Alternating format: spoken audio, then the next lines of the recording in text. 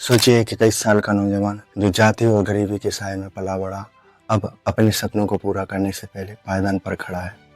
लेकिन तभी जिंदगी एक ऐसा झटका देती है कि उसे सब कुछ छोड़कर पीछे लौटना पड़ता है। कहानी है डॉक्टर बी.आर. अम्बेडकर जी की 1913 की। 1912 के अंत में अम्बेडकर जी ने बॉम्बे विश्वविद्यालय से BA ऑनर्स की डिग्री हासिल की थी। उनका विषय था अर्थशास्त्र और राजनीतिक विज्ञान। ये डिग्री सिर्फ कागज की नहीं थी, बल्कि उनके संघर्षों की जीत थी। जनवरी 1913 में अम्बेडकर जी ने बड़ौदा राज्य की फौज में लेफ्टिनेंट के पद पर नौकरी की, लेकिन ये कोई सैन्य पद नहीं था जैसा कि हम आज सोचते हैं, बल्कि एक प्रशासनिक प्रशिक्षु की भूमिका थी। एक तरह से उनकी पहली नौकरी थी, उनकी पहली पोस्टिंग। लेकिन यह शुरुआत ज़्यादा लंबी नहीं चली। सिर्फ कुछ ही हफ्तों बाद 2 फरवरी सन 1913 में उन्हें एक बेहद दुखद खबर मिली। उनके पिताजी श्री रामजी मालोजी सकपाल का स्वर्गवास हो गया। पिता जिन्होंने उन्हें मोड़ पर उनका साथ दिया था, अब इस दुनिया में नहीं रहे। एक खबर सुनते ही अम्बेडकर जी ने तुरंत अपनी नौकरी छोड़ दी और मुंबई लौट गए। उनका यह पहला नियुक्ति काल बहुत ही संक्षिप्त और दर्द भरा रहा।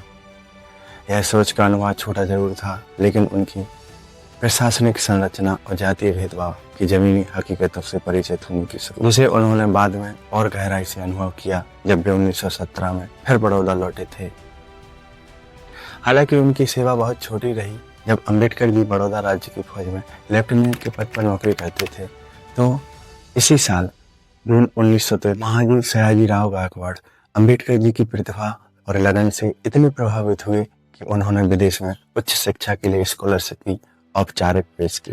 यहीं पर एक महत्वपूर्ण समझौते पर 4 जून को दस्तखत हुए, जिसके तहत अम्बेडकर जी को पढ़ाई पूरी करने के बाद बड़ौदा राज्य की सेवा में 10 साल तक काम करना था। यह स्कॉलरशिप उनके जीवन की दशा बदल। क्या थी इस बड़ौदा स्कॉलरशिप की असली शर्तें? कैसे से बने अम्बेडकर जी के जीवन की सबसे निर्णायक घड़ी?